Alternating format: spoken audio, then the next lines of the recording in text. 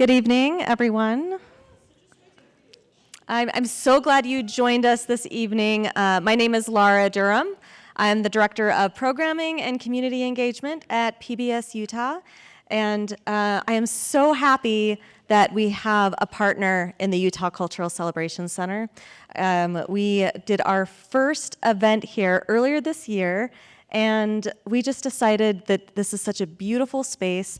The Celebration Center is also a storyteller, and we do events here once a month now, and it's called the Shared Story Series.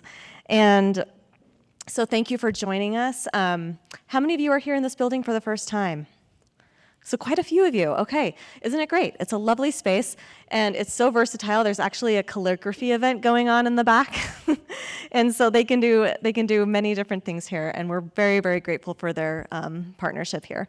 How many of you are members of PBS Utah? All right, can we just give everyone a round of applause for your support of public media? As you know, we've been under a lot of pressure lately. We lost a lot of our funding, and your support of stories like Utah Insight, This is Utah, PBS NewsHour, Frontline, Masterpiece, Nova Nature, all of these documentaries and programs and stories we bring to you, we feel so strongly about, and we're glad that you do too. And we rely on your support now more than ever. If you're not a member, we encourage you to join. John right there in the white shirt would be happy to take your credit card number. And we also have some gifts for you to take home today if you decide to join. It's only $60 a year, $5 a month, and there's so many perks with that, and you get to feel the satisfaction of providing this program for everyone in Utah. So again, a huge thank you to those of you who support us already. I am so happy that we have Lauren Steinbrecher. Lauren Steinbrecher is new to PBS Utah. She's been with us for about, has it been a year almost? A little, maybe almost a year. She was previously at KSL. She's been working in journalism for 15 years. She is an award-winning journalist, multimedia reporter, and she is going to be moderating our panel and showing clips from her latest story from the Great Salt Lake. We have three amazing researchers, and I'm going to let Lauren introduce our panel. Yes, applause for Lauren. Thank you. Yeah, so the piece that we're going to be playing clips from actually has not been released. So the clips that we're seeing tonight, everyone's going to get like a little bit of a sneak peek first preview, and then we're actually going to be publishing it tomorrow. So if you don't follow our social media, PBS Utah on YouTube, we will have the full piece out tomorrow. But with that, we have three researchers who really complement each other in their work. We have Dr. Ben Abbot, who's a professor of ecology at BYU and executive director of Grow the Flow. Grow the Flow has a table over there if you didn't get a chance to visit it. He's an ecosystem ecologist and BYU professor who leads research on water and nutrient cycles. His team studies Great Salt Lake's collapse, advancing scientific understanding of dust, climate, and lake restoration strategies. So water, ecology, that kind of arena. And then we have Dr. Stacia Ryder, who's the assistant professor of sociology at Utah State University. She also is one of the leaders of the newly established Great Salt Lake Social Science Network and interim co-director of Community and Natural Resources Institute. It's a lot to say. Dr. Ryder is a sociologist who explores how communities respond to environmental challenges. She focuses on resilience, policy, and the social dimensions of climate and energy transitions through collaborative, evidence-based approaches. So she's all about people and the impact on people. And then we have Dr. Derek Mallia, research assistant professor in the Department of Atmospheric Sciences at the University of Utah. Atmospheric scientist Dr. Mallia models wildfire smoke, dust, and greenhouse gases to understand climate impacts. His research drives innovation in air quality forecasting and has secured millions of dollars in support for climate-related science. So he is all about dust and air quality. So we've got water, we've got people, and we've got dust. So we're gonna play clips kind of one by one, and then kind of discuss a little bit deeper from what we see in the clips. And I will have us play the first clip. This is Farmington Bay, but it's not really a bay right now. Farmington Bay is basically dried up with the exception of the Jordan River that flows through. Over the course of the last 30 plus years, the shrinking Great Salt Lake shoreline has turned bays into barren expanses. Perry says the reason? It's not being caused by drought. It's not being caused by climate change. It's being used by overuse of water. We use 30% more water than what is sustainable for the lake. That overuse, he explains, has left 800 square miles of exposed lakebed littered with what he is now out here studying. We're standing in a dust hotspot, and you'll notice that this area right here is lighter in color. And you'll see how incredibly emissive and how easy it is to generate dust. So that was Dr. Kevin Perry, who does work with Dr. Mallia at the University of Utah. And we actually, to get out to that spot, had to make quite the journey. Our videographer, Sean, who's sitting in the corner there, was part of the bike ride that we had to do in 100-degree temperatures as he's out there studying that. But as you can see, he kind of talked about dust, this shrinking Great Salt Lake, and how we got here. So I kind of wanted to start with that topic of the overuse of water. Ben, I know that is something that you have studied a lot. Kind of, let's start with that, just how we got here with this position. You know, not climate change, it's human impact. Thank you for organizing this event and for this piece. And actually, it's not me, the hydrologist, that's most important here, because this is actually a very simple water problem, right? This lake, the only outlet of water is to the atmosphere, and we've turned down the inflows to the lake by about 50%. Many years, that's closer to 70%. So we divert too much water, and it isn't just us. You know, I think it's important to take the global perspective. About half of the world's lake water occurs in these salt lakes. Is that a surprise to anybody? Right, we think that these lakes are very odd and strange, but actually they're distributed all around the world. There are around 120 large saline lakes. Virtually all of them are in decline because they're extremely hydrologically sensitive.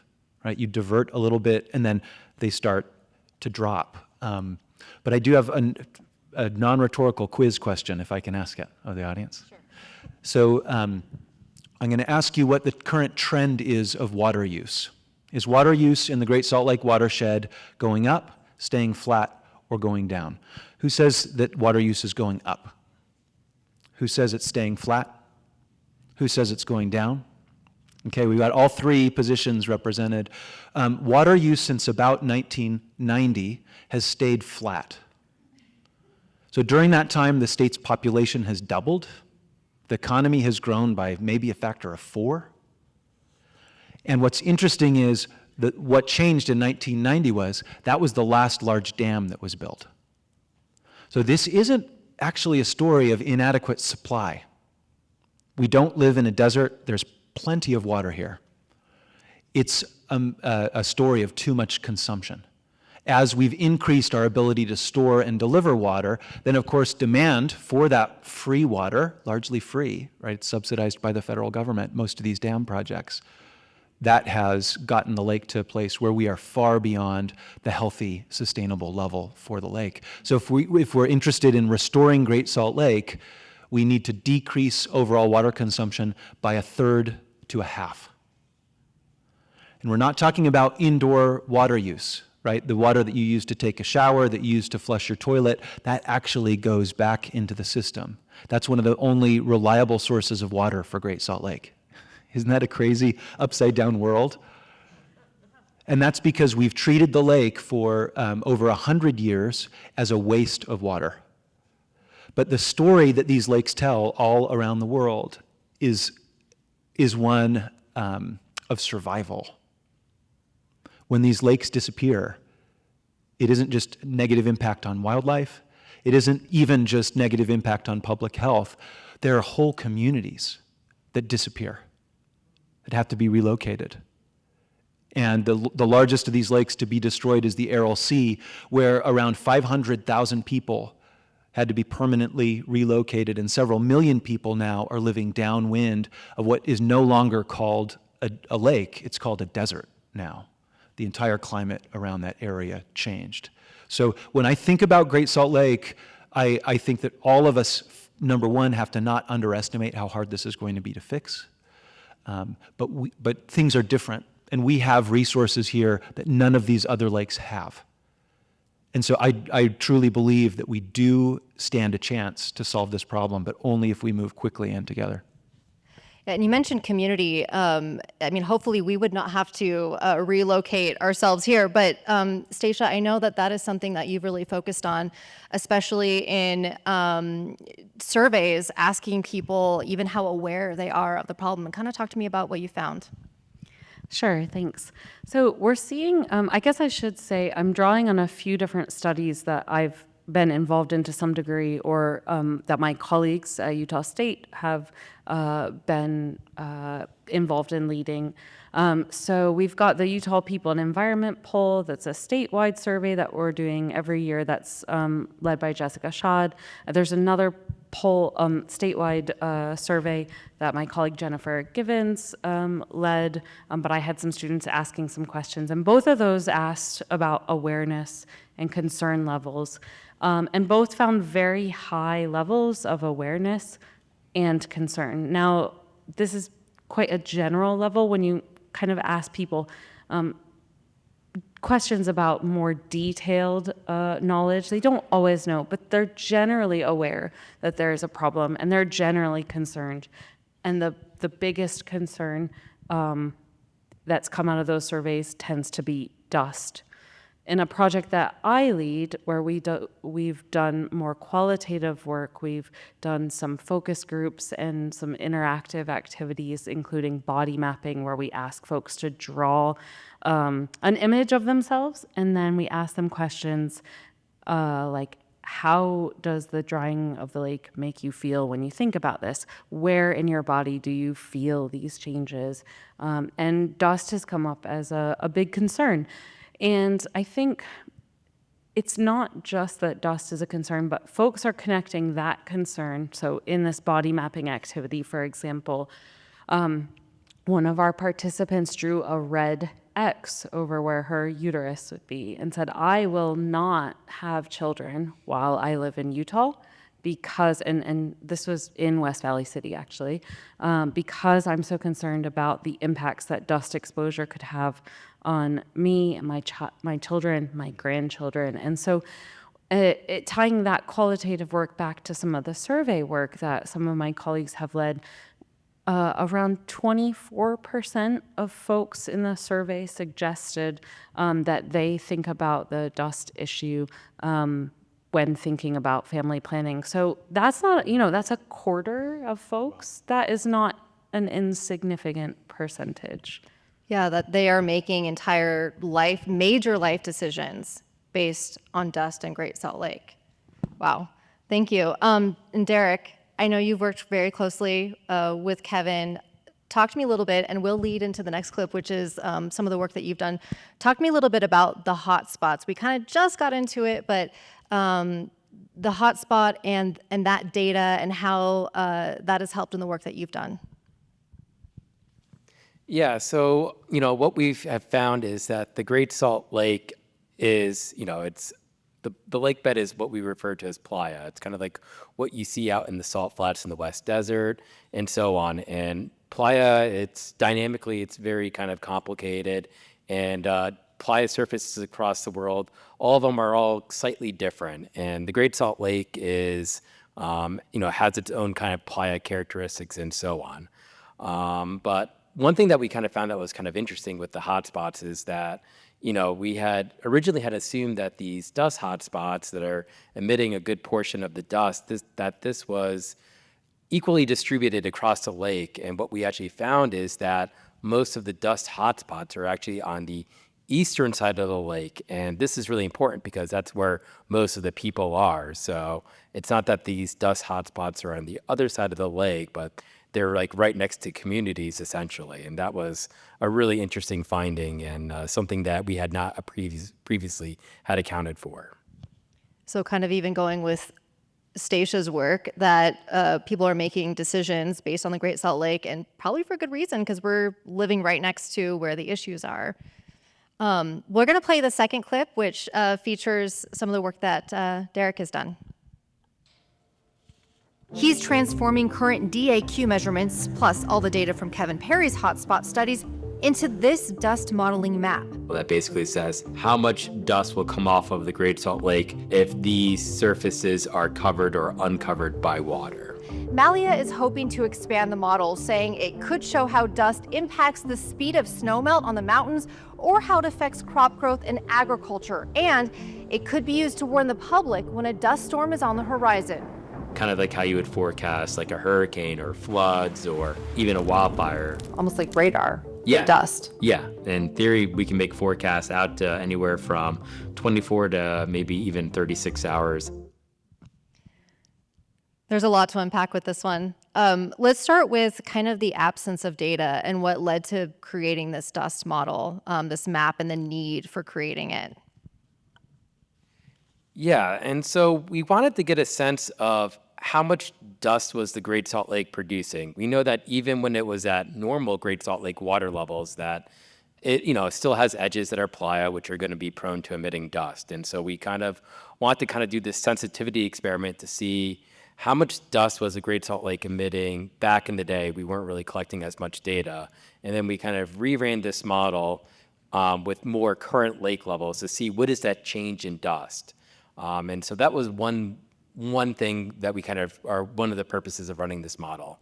And then the other thing is that, we do have air quality sensors across the Salt Lake Valley, but a lot of them there aren't that many sensors. You have low-cost sensors, but they're not particularly good at picking out dust. So you have to rely on EPA-grade measurement sites to actually get a sense of how much dust is, potentially coming off of the Great Salt Lake. And so this model is actually a way of kind of filling in the gaps of where we have sensors. So I think in the Salt Lake Valley, we have in total, I think we have like 4 or 5 high quality sensors that are really adept at picking up dust. And so by running this model, which is on a grid every 2 kilometers, we can kind of fill in the gaps. And some really interesting features started picking out when we started running this model. For example, we saw this really strong kind of east to west gradient in dust where the west side of the valley was definitely being impacted more by Great Salt Lake dust than the eastern side. And so, and then of course the model also allows us to kind of connect, the measurement with where that dust came from. And that's another kind of purpose of the model. And then one thing that I had kind of mentioned a little bit in my stand-up that really was just the tip of the iceberg, the ways that this model can be expanded in the application. So impacts on snowmelt in the mountains, impacts on agriculture. I know that's a little bit of the work that some of your colleagues have done. And Ben, if you want to jump in a little bit too about, impacts on ecology, but talk to me a little bit about how else we're seeing that impact just aside from humans. Yeah, so we did a study. It was such a number of years ago. It was a seed project out of the University of Utah, and this was like back in 2018. And so what we found is that, and this is work that I did with Mackenzie Skiles, who's a professor in the Department of Geography at the University of Utah.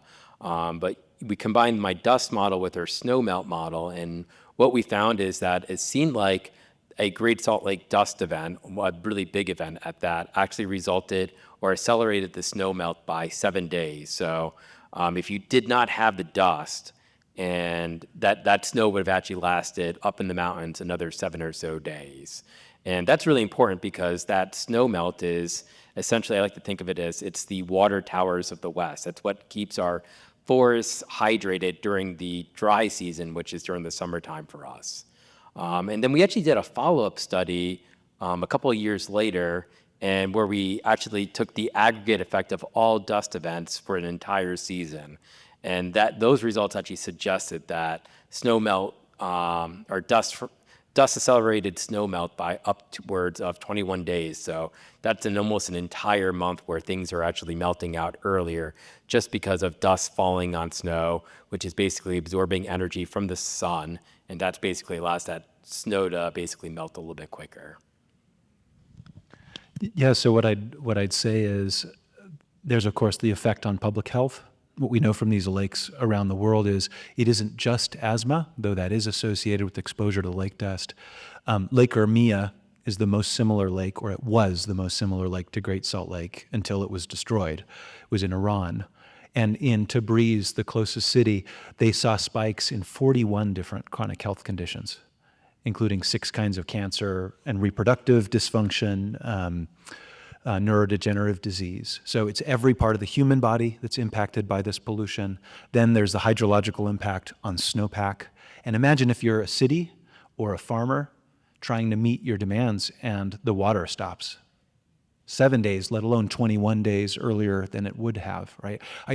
I think that that's a real opportunity as we engage with the broader community. It isn't a story of agriculture versus Great Salt Lake.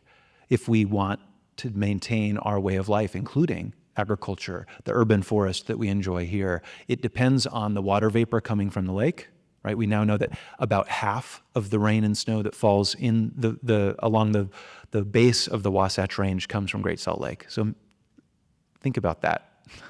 Half of our precipitation, right? We're not talking about snowpack, but what falls in the valley is coming from the lake. And then if the dust goes up and erodes our snowpack, then that's additionally hard. So this is a story about protecting our local climate, our food system, and our water security. In West Valley, we get lake effect snow here. So yeah, and interestingly enough, so I live in West Valley, and I've lived there since 2016. I have a snowblower, and I've noticed that like the last 2 years, I've barely had to take it out. Yeah, definitely a lot less of those big snow events happening. Stacia, I know that part of the concern people have expressed is concern for outdoor recreation. Talk to me about some of those other concerns aside from just health. Sure. So I would say one of the disparities between some of the statewide survey work we've done and the qualitative work that's been more focused on farmers in the watershed as well as folks in urban areas around Ogden and Salt Lake is the level of concern of impact to recreation. That's not necessarily surprising, right? If you're really close to Antelope Island, for example, and that's one of the places that you recreate, that's a sort of higher priority on your list than someone that lives 5 or 6 hours away in a different part of the state. But I think what's really important to remember is whether it's biking, whether it's the bison roundup, whether it's stargazing, most of these ways that people are relying on the lake for recreation, that's also facilitating connections to place and social connections as well. People talk about, when they talk about these activities, they talk about doing them with their family. They talk about the connection that they've experienced growing up close to the lake and the changes that they've seen. And those are all really important components. And even for, the agricultural community and the discussions around water conservation, their livelihood is dependent on this. And it's that they talk about their deep connection with water and land. And so it's really, in this context and in others, often farmers that I've spoken to say, this activity, this farming runs through my veins, right? This place runs through my veins. And so there are these really deep connections that I think we need to make sure that we're being mindful of as we think about the ways that we approach developing solutions. And you had mentioned too that you had done an exercise where you asked people to bring objects of what the lake represented to them, and you kind of got some interesting things that people brought. Yeah, 2 things that come to mind. Now, keep in mind, it can be hard to get people to remember to bring objects to an event, so you don't always get as many as you'd like. But one person brought a set of keys to represent their house and their economic investment and their concern about what this impact might do to the value of their home, and then subsequently what that might mean for their ability to move away if it got to a point that their public health, they were that level of concerned about their public health, or at their, about their own health, that they want to move. And then secondarily, I think it was the same person actually brought a mask that they were wearing when they were biking outside, and they talked about, particularly during the times of COVID, access to outdoor recreation for them was a break from having to wear a mask. But when there's a lot of dust activity, at that time, she explained, I was masking indoors, I was masking outdoors. Like, it really took a toll on an activity and connection to place that typically facilitated a positive feeling. With that, I actually want to mention, so one of our organizations that's here, UCARE, Utah Clean Air Partnership, they are featured in the piece, not in the clips we'll see tonight, but I talked to them about different things that people can do to help their health. And one thing that the person I interviewed had pointed out is that your air quality can be worse inside than outside. That going inside does not escape the dust. In fact, it could make it worse for what you're breathing because it goes into your house and has nowhere to circulate. And so they have a lot of resources, I know, at their table, but one thing they mentioned was air purifiers or making your own homemade air purifier, because we really need to be thinking about our air everywhere on this. Before we move on to the next clip, one last thing I wanted to touch upon, our new severe weather reality. And that was something that we talked about when I interviewed you, Derek. Yeah, talk to me about that. This is kind of what we're facing, and also the ability to stay informed as a community, and maybe be able to make choices if we know that a dust storm is coming.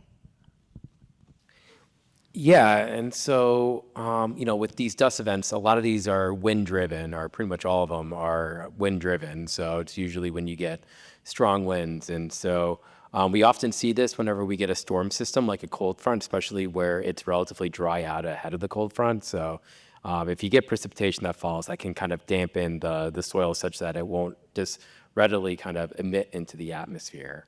But one thing that I've seen, which is maybe just a little bit more qualitative, is that we've been seeing a lot of dust even during the summertime. Usually, our dust is most common during the spring and the fall, which is when we have the most storm systems moving across Utah with high winds. But what we're seeing now is that the lake has gotten to such low levels that we can get dry thunderstorms, and those dry thunderstorms will kick up dust as well. And it seems like anytime you have a dry thunderstorm kind of developing near or adjacent to the Great Salt Lake, the outflow from those storms are usually strong enough where it can kick dust.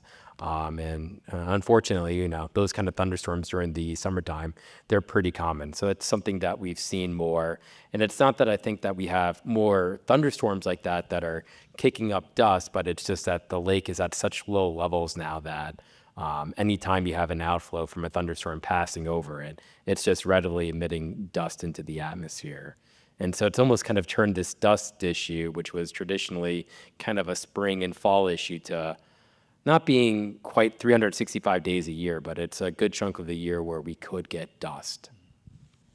In fact, Ben, I think you took video down in Utah County over the summer from a dust event where dust had reached down there. That's right. I mean, the small particles coming off of the lake can travel hundreds and even thousands of miles. There's a similar lake in Argentina called Mar Chiquita, and it's actually currently larger than Great Salt Lake. So Great Salt Lake used to be the largest saline lake in the Western Hemisphere. But off of the north side of Mar Chiquita, they get these dust plumes that will travel hundreds of miles. That dust is being deposited on the agricultural fields where it's reducing soil fertility and damaging crops.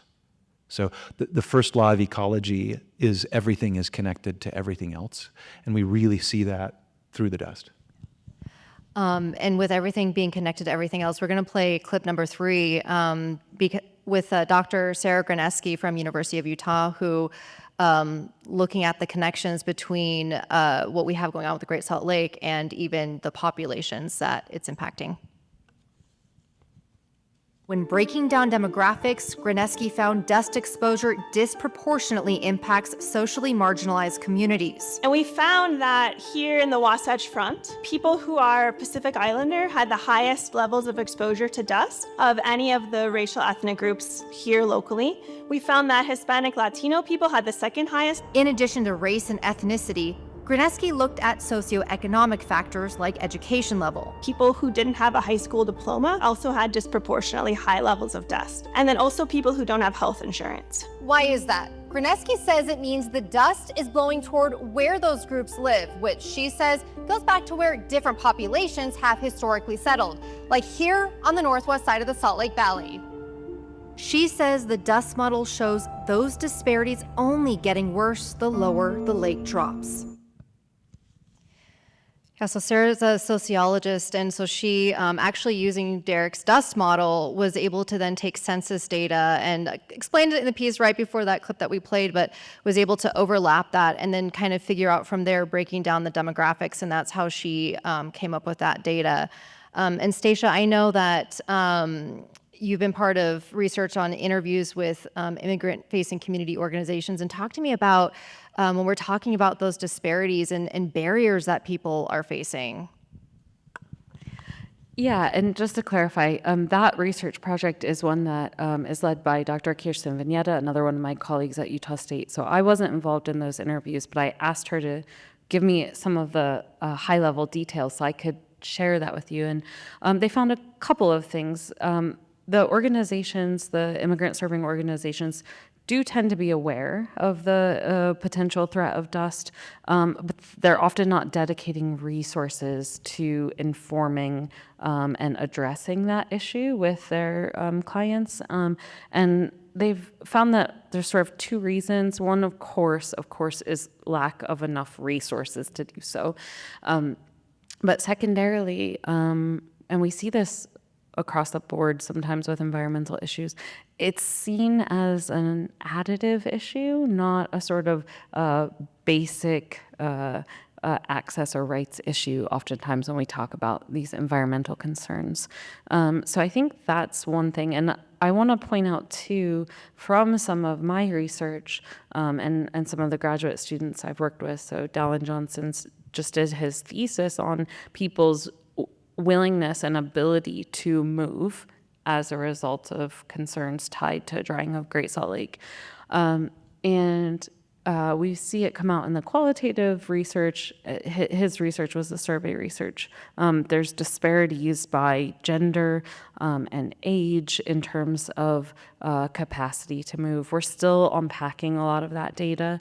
And even within our focus groups, sometimes that comes up for more middle-class Utahns, and they talk about their ability to move, or sometimes lack of ability, but typically ability, but not necessarily a desire. Some folks do want to move away. Other folks are really rooted, again, that connection to place and family and friends. One interviewee whose quote I pulled out to talk about was like, yeah, we've had 3 couples, so 6 friends that have recently moved because of this.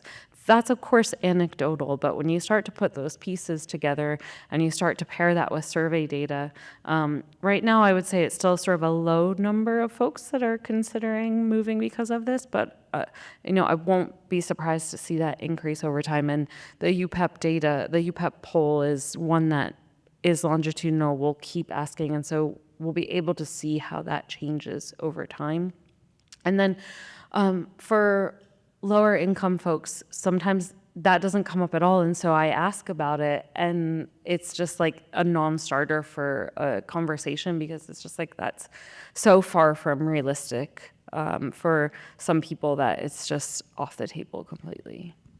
Yeah, and having the resources to move, Derek, I know your colleague, Dr. Albert Garcia, is currently digging into research on healthcare costs. And talk to me a little bit about some of those other factors from your colleagues, including Sarah and Albert.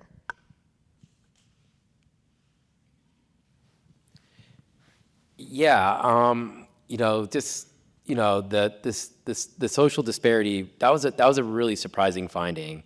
In atmospheric science, we look at dust plumes, and they are usually, after they've traveled enough distance, they become well dispersed. And my hypothesis actually going into this work, or into the study that we had released about a year ago, was that you would see a more even distribution. But looking at the dust model, it was really surprising to see such a strong gradient. And when the first results came out, it was, just looking at it, it seemed pretty obvious that, yeah, we're going to have some social disparity impacts from this dust. The gradient was very clear, kind of west to east. I'm sure you saw the graphic in the video. So those results were really surprising for me. That I didn't expect, which maybe in hindsight, maybe it makes sense with the way the wind blows in the Salt Lake Valley. That makes sense now, but that result was definitely a little bit surprising. But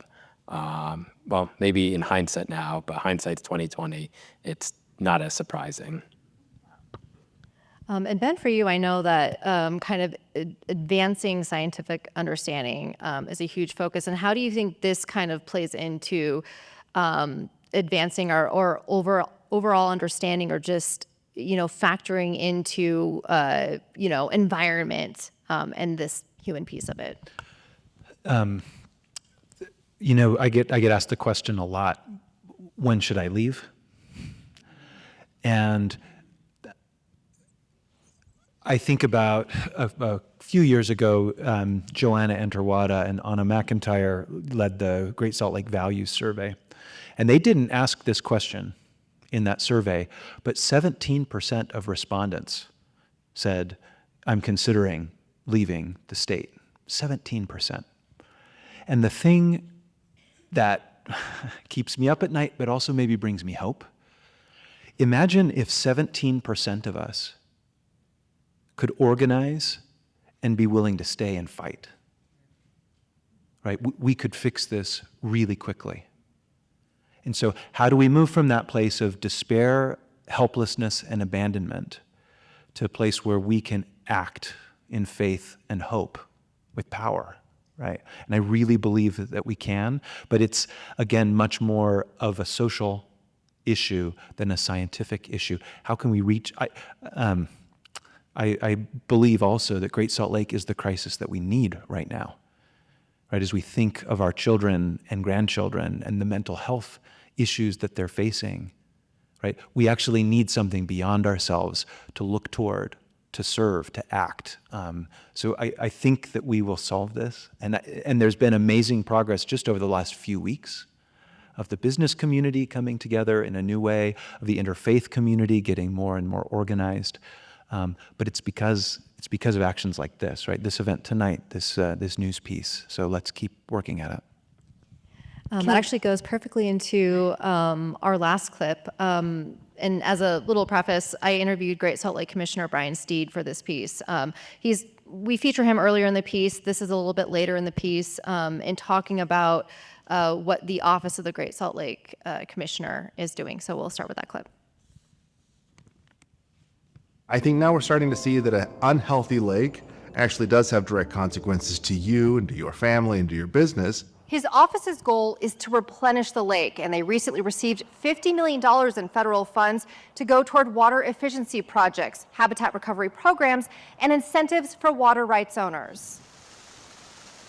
It's meant as a good measure, but he explains not a total fix. In reality, we have a long-term problem. Steed is urging everyone to take action to help turn the lake around. We need to make sure that we understand that the lake's in trouble, and the best way we can resolve that problem we've got is for all of us to use less water.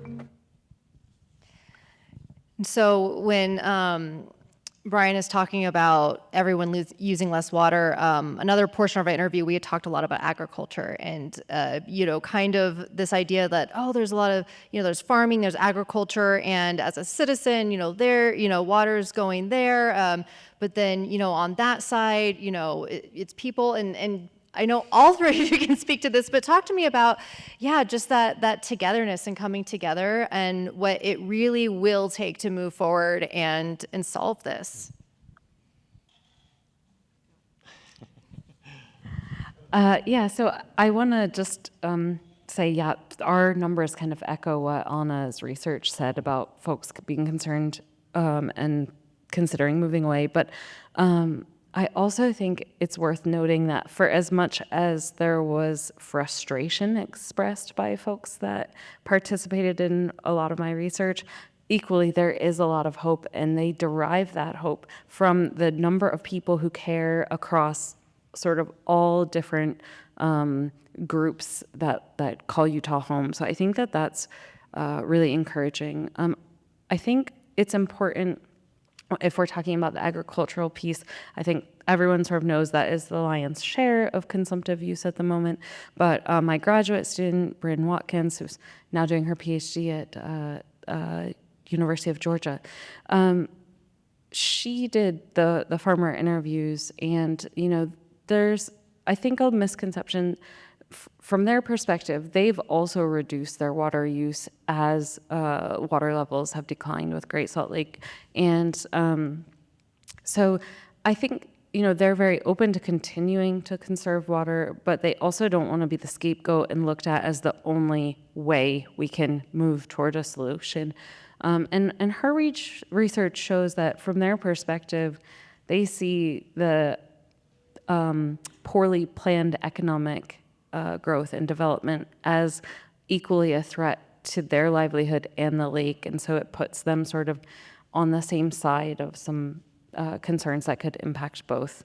But I do think more broadly, the folks that we've talked to suggest that everyone needs to be involved in making changes. We need to stop doing as much lawn watering. We need to look at ways to optimize ag. There's all sorts of things that we could be doing. And one person, more than one person mentioned this, but I pulled one quote where, they also see the Olympics as a way that we can really rally and organize. And they say something like, wouldn't it be great if when people come here, we can say, we've done this thing that no one else in the world has been able to do. We can turn around what's happening at our saline lake. And so I think and hope that that's another point that folks can use. It's not going to be solved 100% by then. I think that that's not necessarily realistic, but if we can be showing positive progress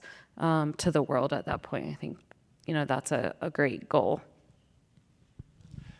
It reminds me of, imagine that you're in a family where you're not living within your means. Some of us, it's not imagining, it's the actual case, right? That's what's going on with Great Salt Lake. We're living beyond our means, right? We're spending more than we're bringing in. And you're talking with all the family members saying, okay, we've got to tighten our belt. We've got to make cuts. But I'm not going to change what I'm doing. It really would be great if all of you changed proportionally more. How well is that going to go over? Right? Like, what we need more than water is trust and solidarity. And so whenever I hear anybody say, it doesn't make a difference if I flip my strip, it doesn't make a difference if I call my representative, it doesn't make a difference if I change my diet, right? Most of the agricultural water use is going toward animal feed, not food for people. I say, you couldn't be more wrong, right? Every piece makes a difference. Now, the slices of the pie are really differently sized, and that's just an objective truth that right now, honestly, it isn't politically acceptable to describe that. There's a lot of, when you show the numbers, right, 77% of the consumptive water use is agricultural. That causes heartburn for some people. But again, that's the reason why we need to embrace and support the agricultural community. Right, not point the finger at them. And it's a lot easier. For example, the city of Sandy, they exceeded their water conservation target. They reduced per capita water use by around 40%. That saved the city between $30 and $50 million in avoided costs. That would have been taxes of the people of Sandy. Right? Let's tell these success stories, because we can achieve in short order the kinds of savings that we need. But we've got to stop with the blaming.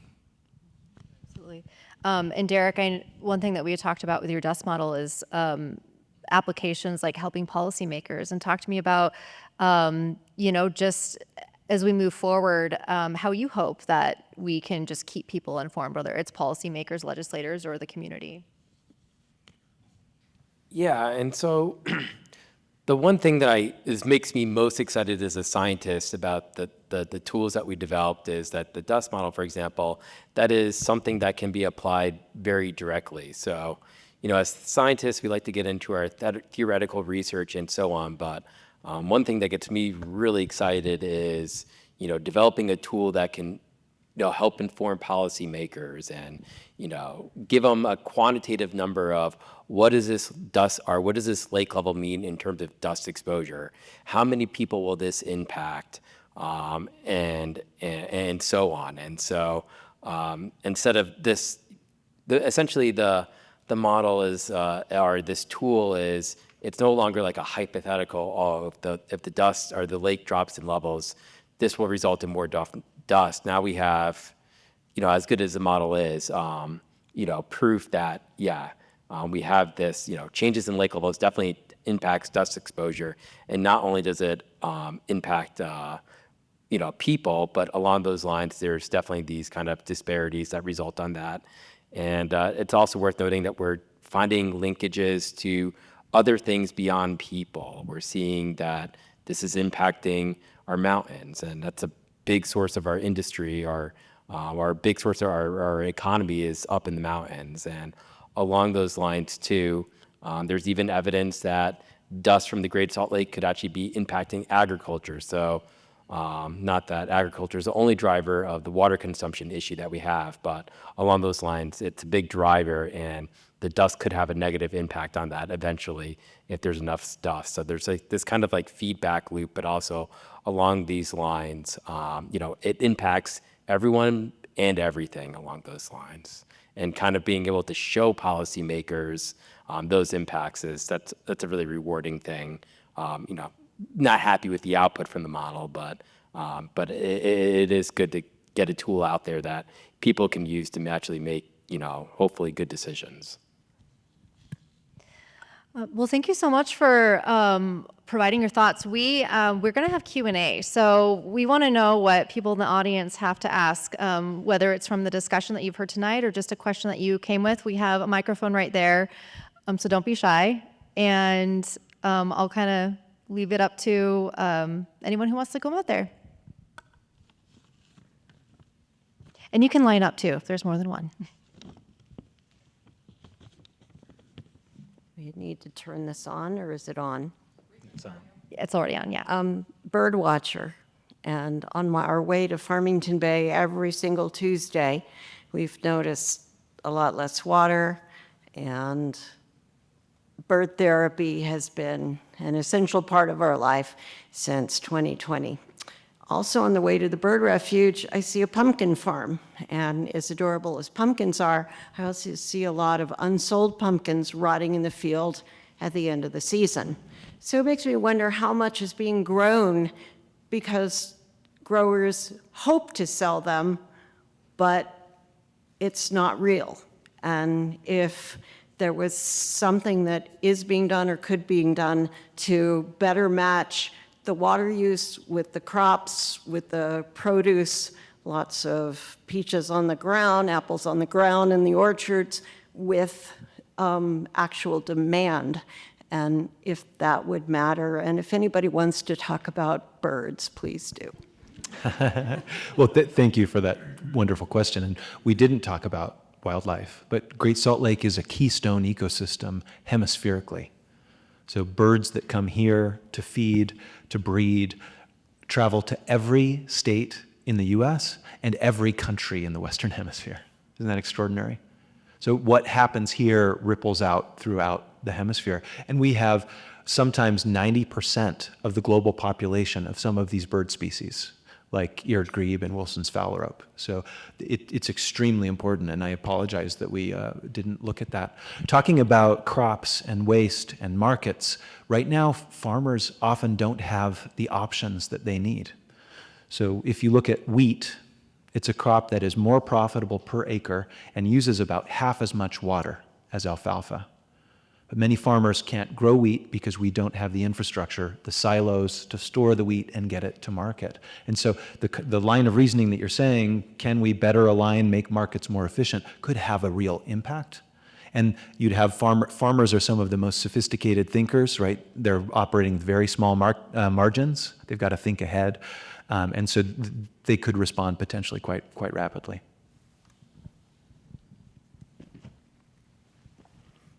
Yeah, thanks for all your great inputs.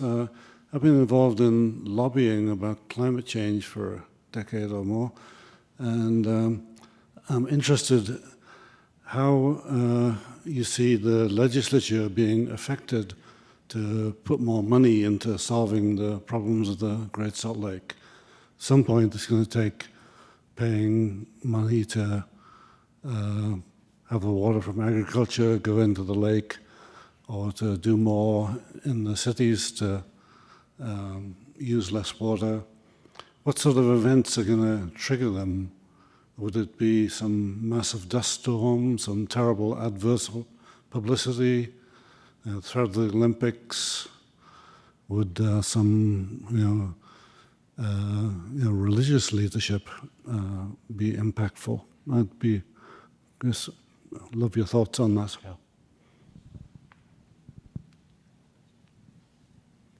So maybe I wouldn't call it a catastrophe. Granted, maybe it depends on, or catastrophe as in a catastrophe in the sense that we haven't had, well, I mean, we already have a catastrophe, the drinking Great Salt Lake, but along those lines, I look at the Olympics. That's been kind of like the shot in the arm that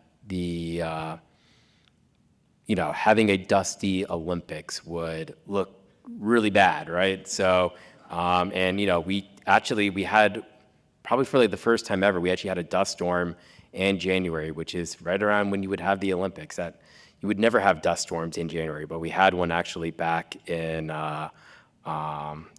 January. So anyways, I feel like the Olympics, that's the kind of event that I was referring to, but along those lines, I feel like that's kind of motivated maybe the legislators. Maybe I'm too optimistic on this, but I think, having the Salt Lake City on the world stage and, having the Olympics and the fact that we could have a very dusty lake that's impacting the Olympics would be a really bad look in addition to the fact that, yeah, it definitely impacts snow quality, all the things that you don't want happening during the Olympics. So anyways, along those lines, I think, I look at the Olympics as that being that catastrophe event, not really that it's a catastrophe, but it's, I think it's starting to, policymakers are starting to look at that as, we need to have this problem solved by the time that the Olympics roll around. Yeah, what I'd add, I agree with Derek, but it's no one individual thing. Just like for climate change, different people respond to different messages, and among those things you mentioned, well, we've had church leadership, right? The Church of Jesus Christ of Latter-day Saints has come out publicly. They've given the biggest donation to the church. They've encouraged every member to engage on this issue. That helped, but it didn't unleash the floodgates of support that many of us hoped that it would. We're seeing these dust events more often. We have this deadline of the Olympics, and I think Brad Wilson, the former Speaker of the House, said it best.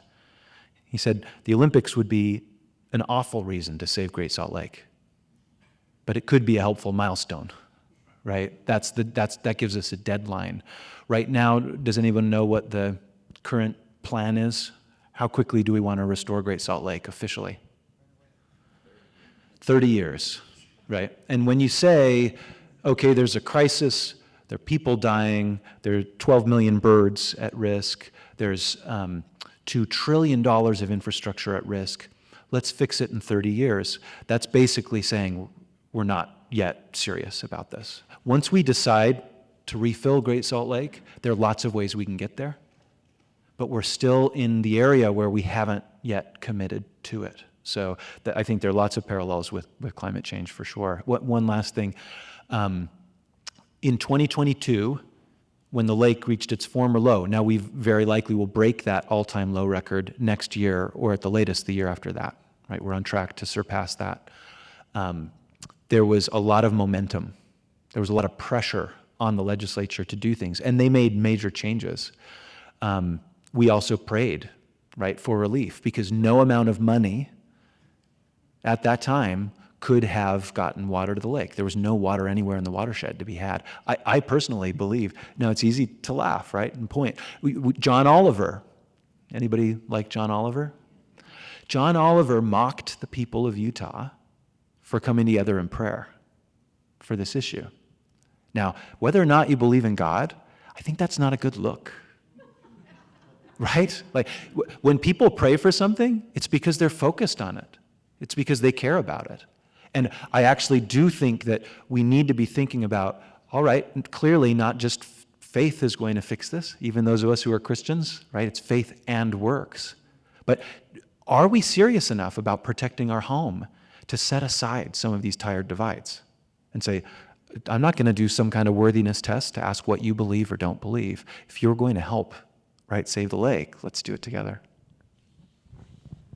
I would just add on, I appreciate this question and comment, and in the social science research that we've been doing, most folks do see, we sort of ask, who do you think should be sort of most responsible for moving us forward in addressing this? And primarily the state government is where it's sort of folks see the most responsibility sitting. And Carmen from HEAL is here. They're our community partner on one of the projects. And Carmen always says, we can talk to the legislature, but the folks, they want to hear from constituents. And so I do think, maybe it's because I've heard it so many times, that going to our leadership as constituents can make a difference. And so I do think, that's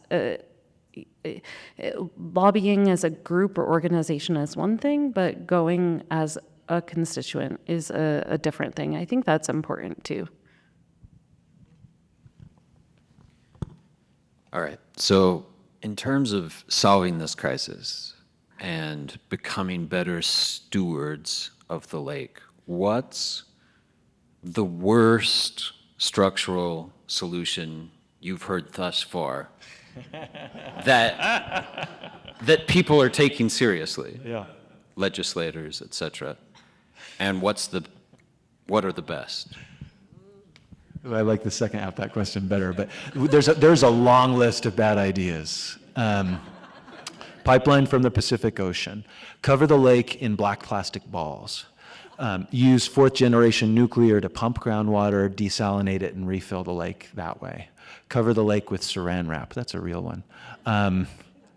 Right. I don't know if you all saw, there was a crazy piece, an op-ed recently about energy, and we'll actually use the water that we're bringing in from the Pacific to produce energy. And you're just like, wait, what? You got to pump this up. So there are lots of bad ideas. I don't think that it's worth spending a lot of time arguing with those ideas, right? They're not realistic. None of them are available to us now. And so I don't get in an argument with somebody. I say, hey, okay, maybe 50 years from now, that could be a solution. But we've got a really short window to turn this around. And the only tools in our toolbox are water conservation, dedication of that water to the lake, because it's not enough to conserve the water, right? There are lots of people that agree on the water conservation piece. But many of those same people don't want the water to get to the lake. Not because they hate the lake, right? But they're saving that water for something else, development somewhere else, expansion of agriculture in other areas. So you have to save the water, dedicate it to the lake legally, and then deliver it to the lake. Those are the solutions that we have. And yeah, so just to kind of echo what Ben said, I think ultimately the best solution is just to get more water into the lake. That is by far the best solution. And I think the analogy to this would be climate change. Climate change, the best thing that we can do to solve climate change is to reduce our carbon emissions. things like geoengineering, like they can be feasible. Some of the plants might be feasible, but you only want to do that as a last resort. And so along those lines, I look at a lot of the solutions that have been proposed for the Great Salt Lake, and there's some better solutions than others, but I would say that overall, none of them are good, where the best solution is just to get water into the Great Salt Lake. So I think there's a lot of parallels with climate change in the Great Salt Lake. Well, and I just got to add more bad ideas. Sorry, Stacia. We could cut down all the trees in the watershed. We could cut off half of Utah Lake and then put that water. We could put a dike across the middle of the lake and then fill up Farmington and Bear River Bay. These are all real ideas being discussed by serious people, right? And it's up to us to demand the solutions that can work. And that's water conservation, dedication, and delivery. I just want to add that I think as we're pursuing water conservation and different ways to do that, it's really important to ensure that we're involving community stakeholders in how we do that. So one of the key components that came out of the ag study was that there's really not one size fits all solution. So for some folks, dry farming might be a great alternative.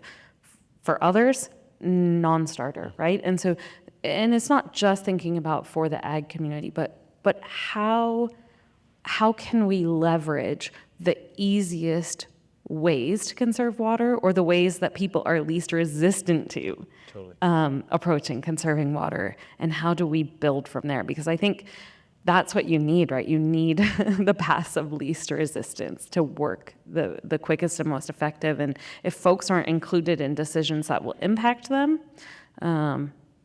that tends to slow things down.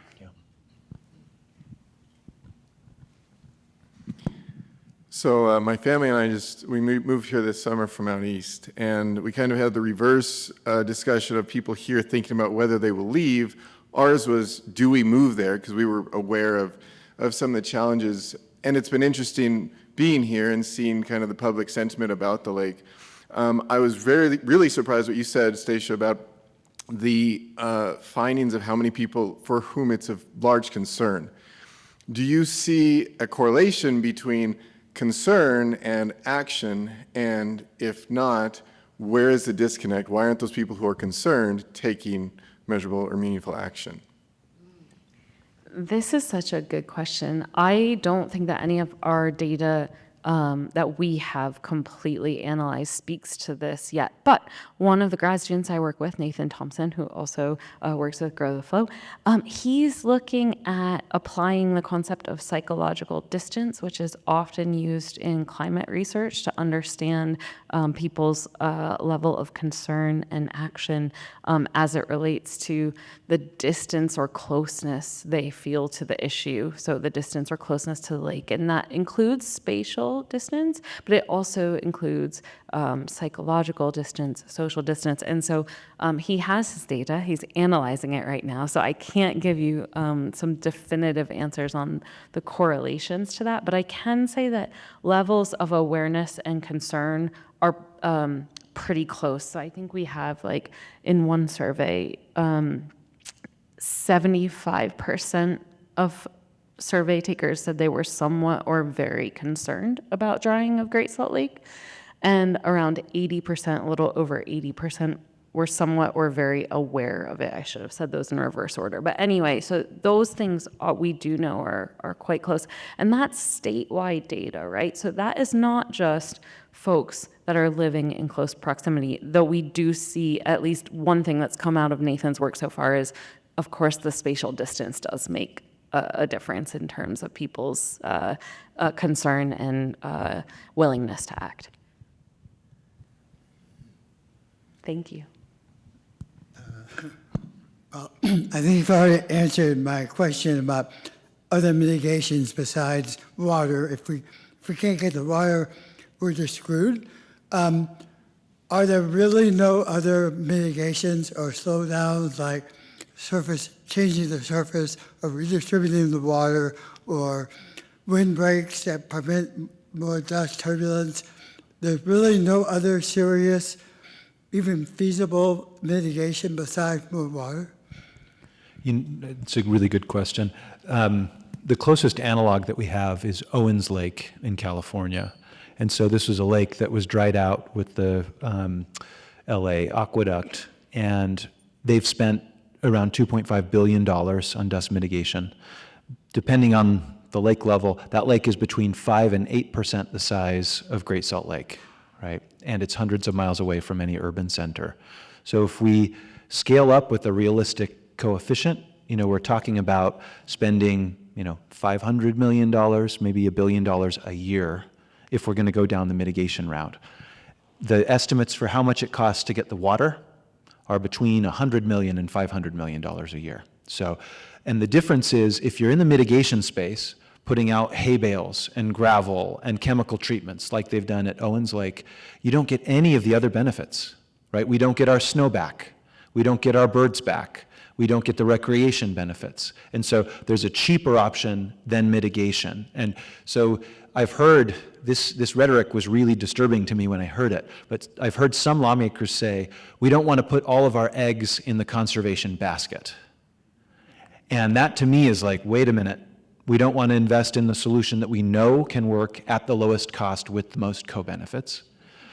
That needs to be our number one option, right? And if then on the margins, we now know where some of the hot spots are, it isn't the whole lake bed that have to be addressed. I'm not opposed to also thinking about mitigation, but we've got to do all that we can first to look at the real solution to the problem rather than just treating the symptoms. So yeah, just to kind of echo Ben, I totally agree. I think that any type of mitigation that isn't putting more water back into the lake is just a Band-Aid. But along those lines, we have found maybe some effective solutions. It seems like, for example, if you can actually reset the crust. So the playa, a lot of times you have just this thick crust and you can actually emit dust off of it. And it's only when the crust breaks down in those hot spots where you're actually emitting dust. It does seem like that you could actually reset the crust by adding water to it. Granted, our issue is water, so I don't know how effective that solution is. But along those lines, some of the work that Kevin Perry's been doing has shown that with a certain solution, you can actually reset the crust. But I would look at that as maybe it's something to kind of hold us over until we implement the permanent fix, which is adding more water. But that seems to be a strategy that is the least ludicrous of the ideas. But along those lines, adding more water is definitely, yeah. And you won't get the benefits that, Ben was alluding to by resetting the crust. And I would just also add that, there are concerns and risks of trying to break down and address singular impacts. And so, for example, some of my work is doing some comparative research with Great Salt Lake and other places. So in Salton Sea, hay bales have been put out for efforts at dust mitigation, and now those hay bales are moldy. So now residents, right or wrong, are concerned about mold exposure in addition to dust exposure, right? And so, I think we have to think through the potential unintended consequences if we try and piecemeal this, and I think that's also in part why the water conservation is such a critical, is the way.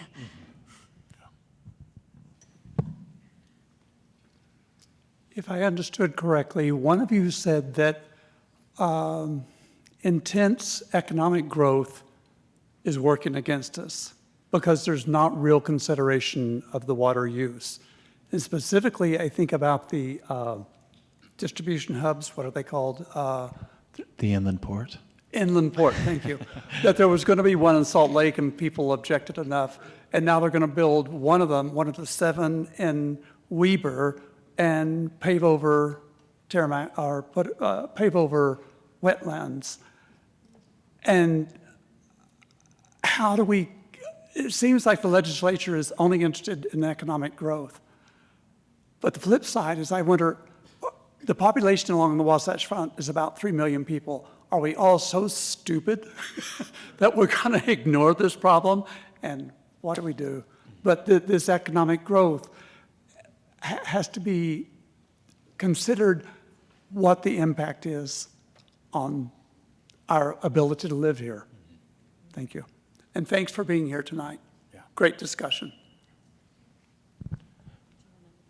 Well, maybe clarify, that was the perception, right? Yes, yeah, I should clarify that. So I was communicating what we heard from the ag community, that one of the things that really puts them in a pinch is development and growth.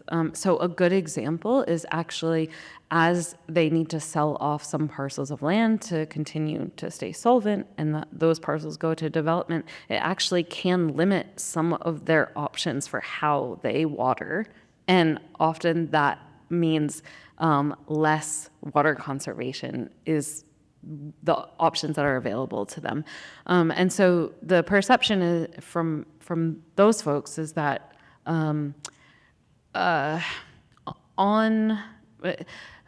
they don't say, oh, we can't grow at all, but that it needs to be done smarter and it needs to be planned better.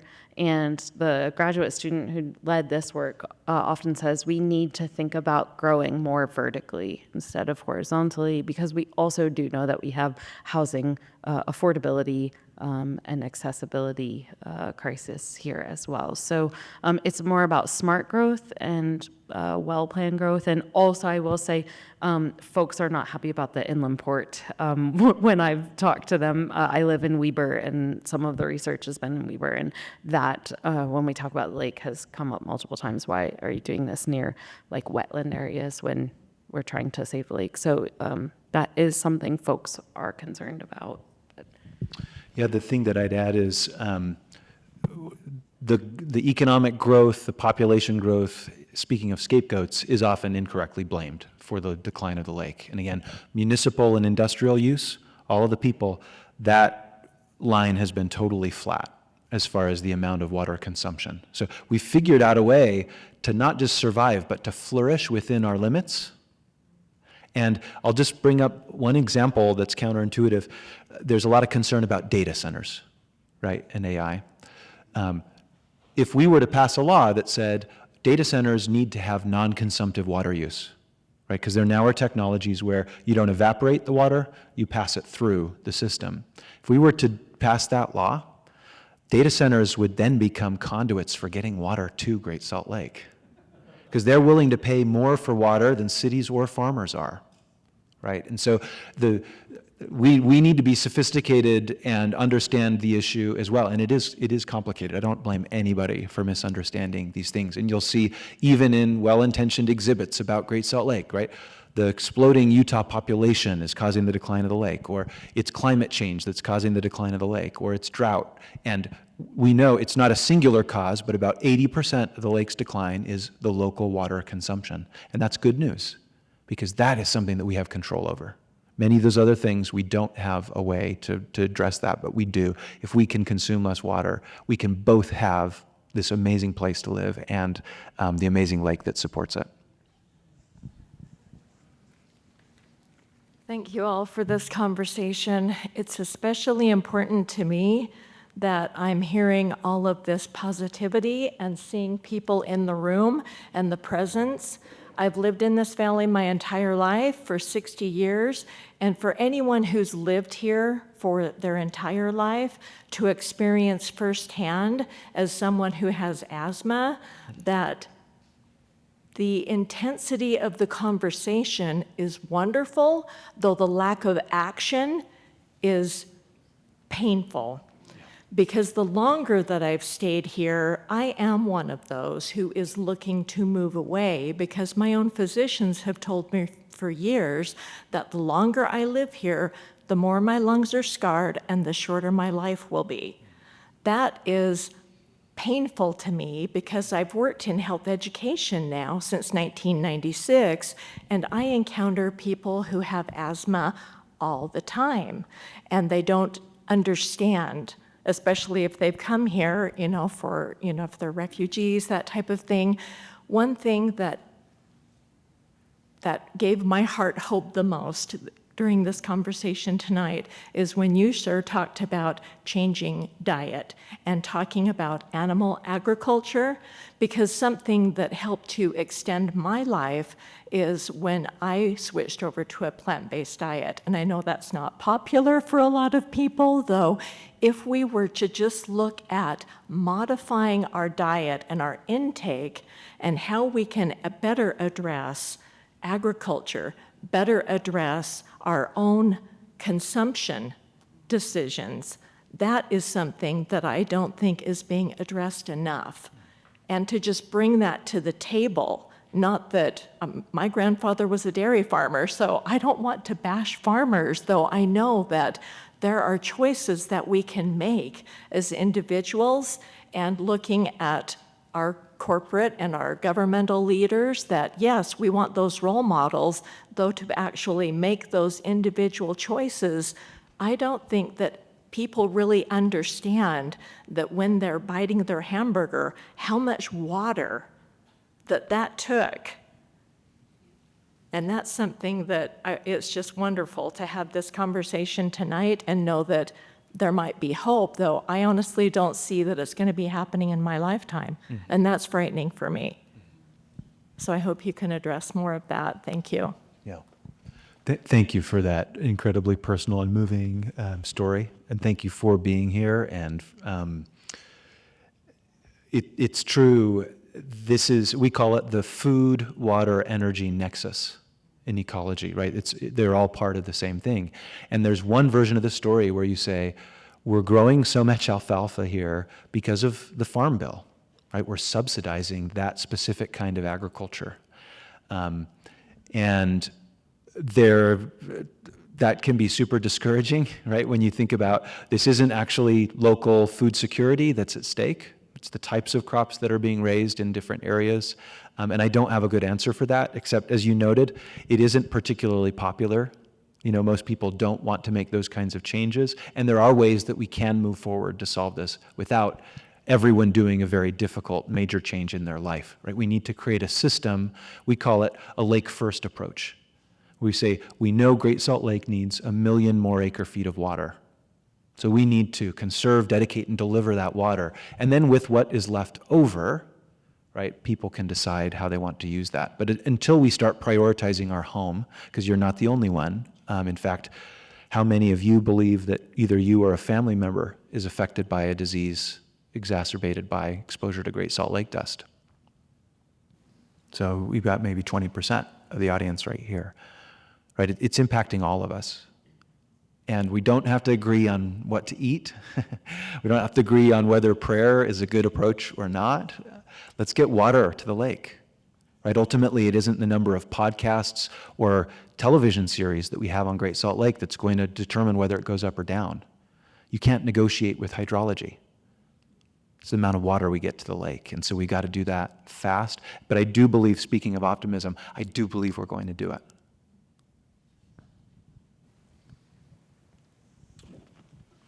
I've had friends and family call me or email me over the last few years to ask me when I might move from Utah somewhere else after having read articles in the Wall Street Journal, New York Times, Washington Post about sort of the impending disaster that is unfolding. And a lot of that is really centered around arsenic and the exposure of heavy metals.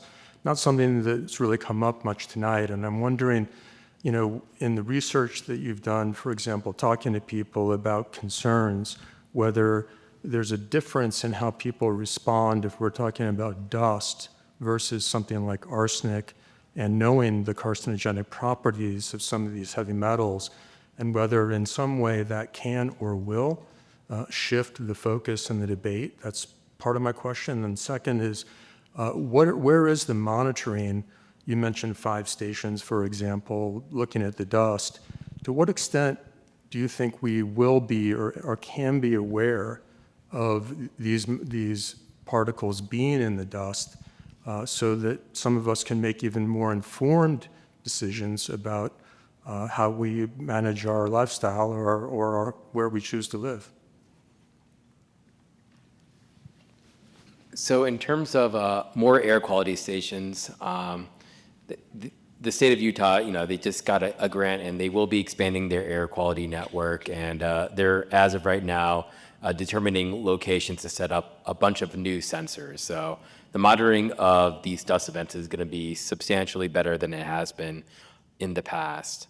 The one caveat that I would say with dust is that I think the verdict is still out about how much heavy metals are actually in the dust. I think it's still being determined whether it's actually resulting in more health issues with the type of heavy metals that you have in the dust. But I think the one thing I would echo is, even if there's work that comes out that shows that there aren't that much heavy metals in the dust that's coming from the Great Salt Lake, it's just worth noting that dust on its own is still a health problem. It doesn't need to be laced with heavy metals to cause health issues. It's small particles in the atmosphere that penetrate deep into your lungs, and so that on its own is going to cause health issues. So a lot of people do kind of like focus on like the heavy metals and stuff, which, I think, as I said, the verdict is still out about if the concentration of those heavy metals are high enough to actually make that dust even more hazardous. But even in the absence of heavy metals,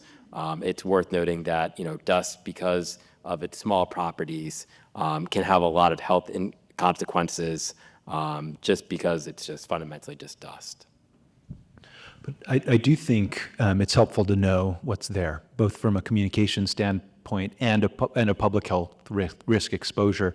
So, for example, Molly Blakowski has done research on what happens to a crop when you put lake dust on it. And it turns out that a lot of these trace elements that are unhealthy are absorbed into that crop, including, for example, cabbage becoming radioactive from uranium that it's absorbing from the lake bed. So I agree, Derek, we don't have the definitive study, but the precautionary principle dictates when there's high likelihood that that risk is there, that we address it. And we don't say, oh, we don't know enough yet. We know from these lakes all around the world, there are clusters of public health disorders wherever these lakes are destroyed, right?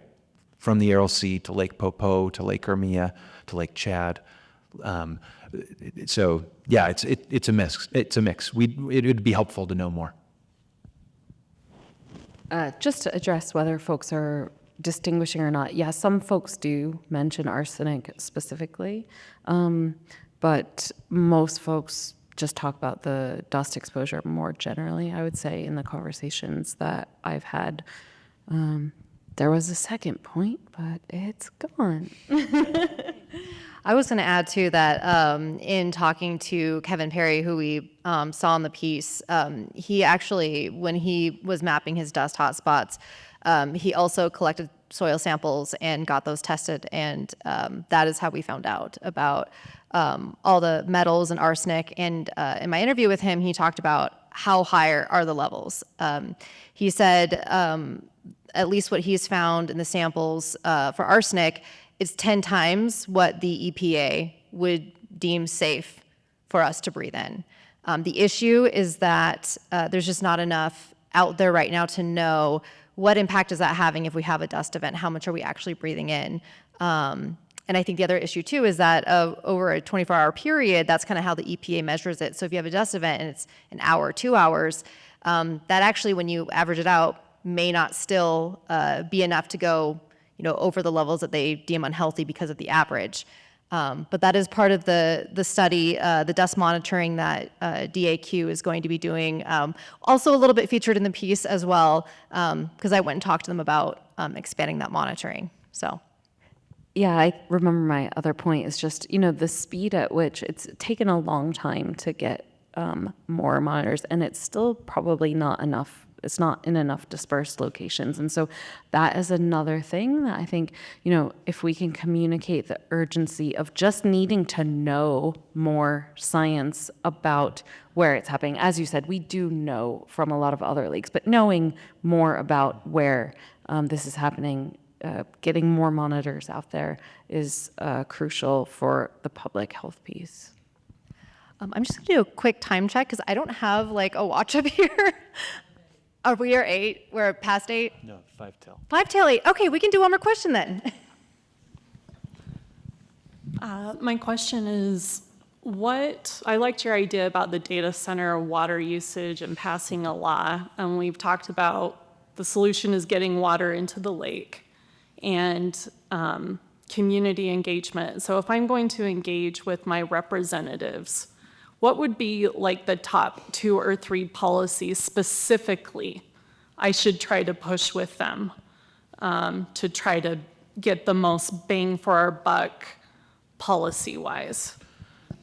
Far and away money, right? So we were talking about how much it's going to cost, and the cheapest plausible estimate that I've seen is around $125 million a year, right? And a more likely number is probably $500 million a year. So this is going to be a $5 billion lake rescue. Does anyone know how much the legislature appropriated for Great Salt Lake, including for dust monitors this year? 1 million. I heard that. Language. But that's the right answer, right? And we've actually considered at Grow the Flow, should we start putting up a billboard that shows, $3 billion for a sports arena, $1 million for Great Salt Lake, right? 1.5 billion for roads, 1 million for Great Salt Lake, right? So it is not on you, the people of Utah, to develop the solutions to make this work. That's on the legislature. That's their job.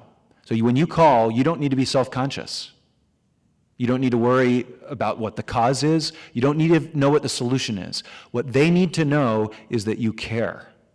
And so simply calling and asking the question, what are you doing to fix this problem? Because it's number 1 for me. That's what's going to make the difference. And our state representatives need to be hearing from us, and our federal representatives. And one of the biggest myths is that somebody else is going to make that call. And Tim Hawks, does anybody know who Tim Hawks is? He's the world's most famous brine shrimp attorney. He was the lead in the legislature, along with Joel Ferry, on passing a lot of the progress that we've made. And we have come light years, by the way. We're in a much better position now than we were 5 years ago and 10 years ago. Tim Hawks was the tip of the spear in 2022. And he recently shared that was what the crisis year, right? You would think that the emails would be pouring in, the phone calls would be pouring in. He received a total of 2 emails about Great Salt Lake. Now, he was focused on it because he personally understood the stakes, right? But we cannot afford to let this happen. Right now, we're going to have another opportunity, a window, a brief window, where we can get things done. And so we have to be better organized. That's what we're trying to do at Grow the Flow, right? Sign up for our newsletter, and we will help you know when and how to reach out. But we've got to up our game if we expect the legislature to fix this. Well, thank you so much, the 3 of you, for being here tonight, especially because Ben drove up from Utah County, Stacia drove down from Logan. So really appreciate it, really thoughtful discussion. And the larger piece, the clips that we saw tonight will be out tomorrow. Laura's going to send an email to everyone who RSVP'd, so we'll make sure to include a link to not only the piece, but an article that will be on our website. And then stop by our table as well. If you're not a member or if you want to get on an email list, we can get that too. And I'll call Laura back up.